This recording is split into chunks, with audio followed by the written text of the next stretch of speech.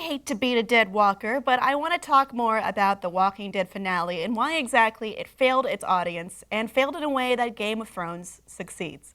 Now, both of these series are based on a very popular book or graphic novel series, and people have come to love and expect a certain delivery as we've gone through the seasons on both shows. I think they're both around season 6, season 7, so they've been around comparable amounts of time.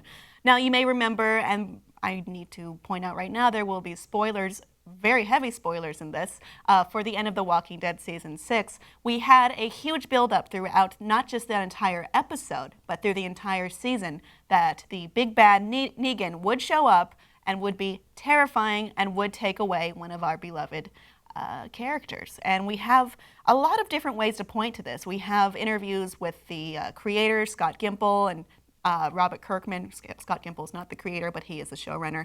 And we also have cast interviews. I mean, in particular, Andrew Lincoln said, "I felt sick to my stomach when I read the script. It was the first day in the whole 6 years of working on The Walking Dead that I was late for work because I woke up in the middle of the night and I couldn't get back to sleep. I was so angry and frustrated and I felt sick." And that was just after reading it. And Lauren Cohen also called it one of the most raw experiences that she thinks any of them had ever had. So we hear that and we think, oh, something terrible is happening, something that is going to break the hearts of the people who love the mythos of the show and have been following it and reading into it and really buying this world that The Walking Dead is setting up. And that's the problem with it there. It did not deliver that. It's like, I think the lesson here that The Walking Dead showrunners need to take away is, do not lie to your fans. It's not the fact that it was a cliffhanger or the fact that, or if you had taken away a character. It's not a lose-lose situation.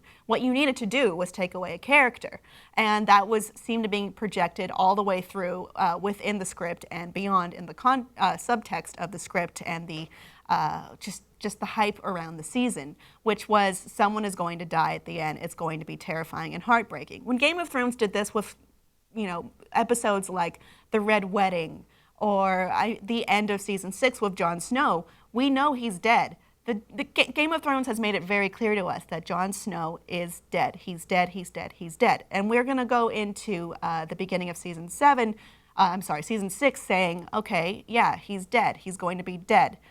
That's fine. We've come to expect that. Readers of the books have come to expect that. It's supposed to be happening, and it is happening.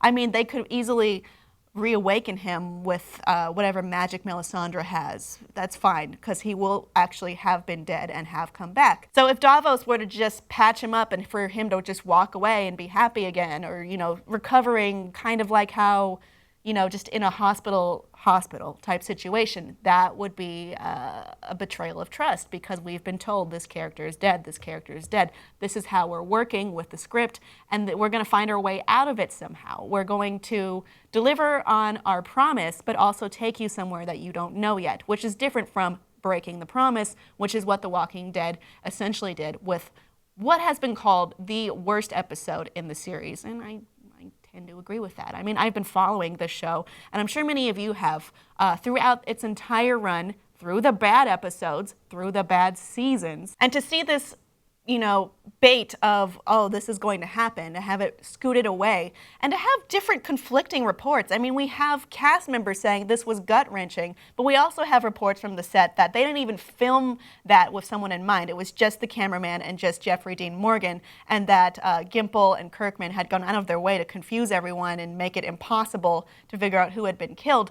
What is going on? It is a muddled mess. It is a disservice to the audience, and that's why everyone's so mad. That's it. Give us a cliffhanger, kill off a beloved character, but don't lie to us.